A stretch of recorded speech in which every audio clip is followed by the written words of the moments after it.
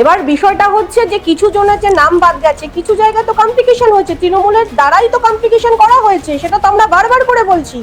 BDO office ভাঙচুর করা হয়েছে, বিডিও অফিসারদের প্রপারলি কাজ করতে দেওয়া হয়নি, থ্রেটনিং করা হয়েছে, গাছে বেঁধে দেওয়ার হুমকি করা হয়েছে, সন্দেশখালিতে বলা হয়েছে যে মার্ডার করে দেব, এরকম কাজ হয়েছে। তো সেখানে তো তৃণমূল তো করেছে কিছু অসভ্যতামি, এবং এই তৃণমূলের এই অসভ্যতামিতে কিছু মানুষ তো ফেসেছে, এটা তো খুব স্বাভাবিক।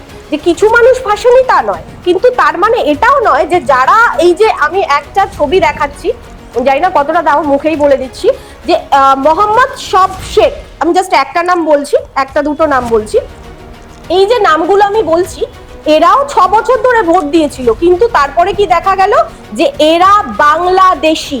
কেউ 2-3 বছর ধরে ভোট দিচ্ছে মানে এটাও না যে তারা সবাই ভারতীয়। তারা এখানে রত্না বিশ্বাসের মতো লোকেদের কাছ থেকে পয়সার বিনিময় আধার কার্ড, ভোটার কার্ড কিনেছে, আব্দুল হাইয়ের মতো লোকেদের কাছ থেকে জাল পাসপোর্ট বানিয়েছে, এরকম নিদর্শন আছে পশ্চিমবঙ্গে। আপনাকে একটা উদাহরণ, আপনি যেমন উদাহরণ দিলেন, আমি একটা উদাহরণ বলি। রুবিদি, আসছি আপনার কাছেই আসবো, কিন্তু একটা উদাহরণ আপনি যেমন দিলেন তেমনি আমি একটা উদাহরণ দিই। আজকে বিকেল 5টার সময় আমাদের চ্যানেলে একটি অনুষ্ঠান হয়, আপনি হয়তো দেখেও থাকবেন, হয়তো দেখেননি, ময়দানে ভোটের হাওয়া।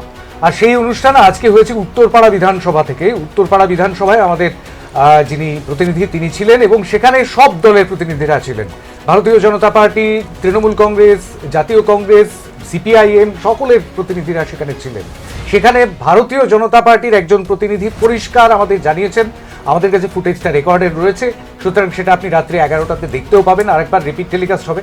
সেখানে তিনি জানিয়েছেন তার পরিবারে তার নিজের নাম আছে, কিন্তু তার স্ত্রী, বিজেপি যিনি প্রতিনিধি তিনি বলছেন তার স্ত্রীর নাম ডিলিটেড, এবং তিনি বলছেন যে হয়তো এবারে ভোট দিতে পারবে না, ঠিক আছে ভোট মিটে যাক, তারপরে না হয় ভোটার কার্ড আবার করানো যাবে, ভোটার তালিকায় না হয় তোলানো যাবে নাম।